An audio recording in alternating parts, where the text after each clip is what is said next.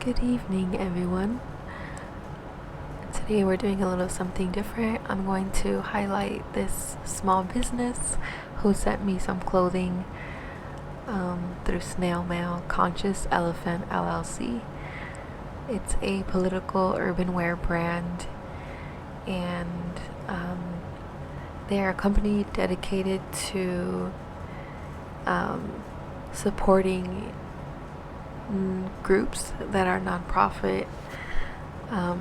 This is their clothing line here, and I'm going to be showing you a little bit of their clothing. Also, they're a small business owner of advanced autoponics as well, and what they do is they engineer and design efficient processes for growing plants commercially, as well as at home.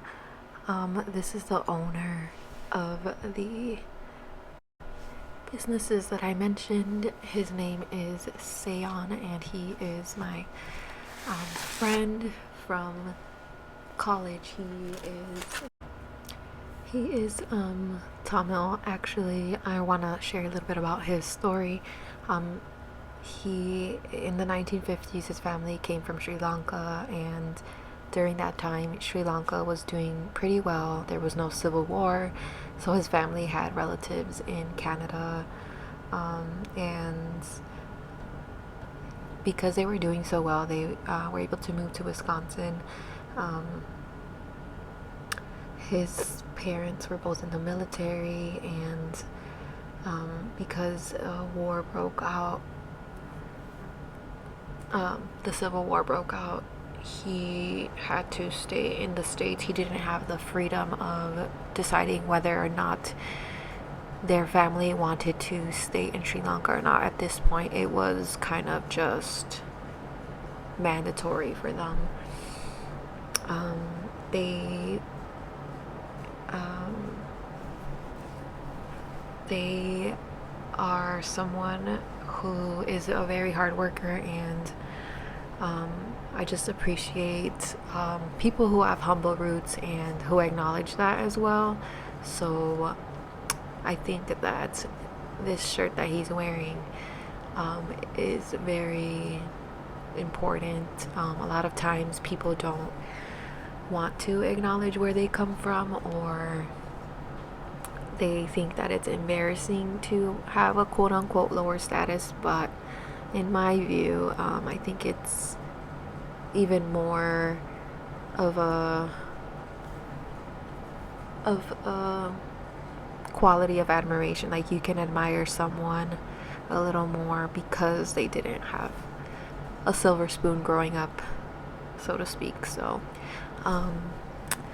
Seon is awesome. Check out their clothing line, and you're going to see how his shirts benefit a different nonprofit depending on that cause that they are supporting or representing. So my parents both are from Uruguay, Michoacan, and this is a map to show you where it is. This is just a picture of an immigrant I drew, or an undocumented person, and here are my parents. They were able to come here. A lot of people don't know, but I know that Mexicans specifically, they hire a person to transport them to the States, and they are nicknamed coyotes. And my dad told me his story, and he told me that he had to come here in a truck, and he was like in the trunk of the truck, and he had to cover himself with like the thing, I'm not sure what it's called, but it goes on the bottom of the car so that you can like hide like the wheel and other things. He was telling me that he really had to go pee, and that was like one of the struggles that he had. He went to the United States first, and then he decided that he wanted to bring my mom with him, especially because he knew the route already, and he felt safe bringing her And so they did, they crossed the border, and then I believe towards the end there's a part where they both went through, um, they had to cross like a river, and they actually got a car tire, and they floated on that, so they wouldn't drown. And I've actually read a book called Enrique's Journey. It's a great book. I think it details the migration, the journey that a lot of undocumented people have to go through, especially if they are living in deeper in to Mexico. Their route is very challenging because there are thieves on the train that take your money, they take your belongings, and a lot of times, a lot of these people don't even have a lot of belongings to begin with because they want to travel light, and because the journey is so long, they don't want to burden themselves with any any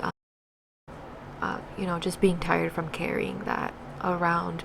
As I'm not sure if many of you know, but it's kind of difficult to find a space on the train that goes through Mexico, and so a lot of times people are fighting for their space. There's sometimes you can't even sleep during the night because you have to be alert and on guard for other immigration officials because they do have checkpoints, and also be on guard of like thieves that might want to sneak up on you at night. So I highly encourage you to read that book, but this was just a little bit about my story, and I hope that you all learned something at least. If not, I hope that you can support this if you have the financial means to. If not, then maybe you can share this knowledge with others, and also maybe it'll inspire you to create a clothing brand of your own, and so that you can contribute to the causes that you are most passionate about. So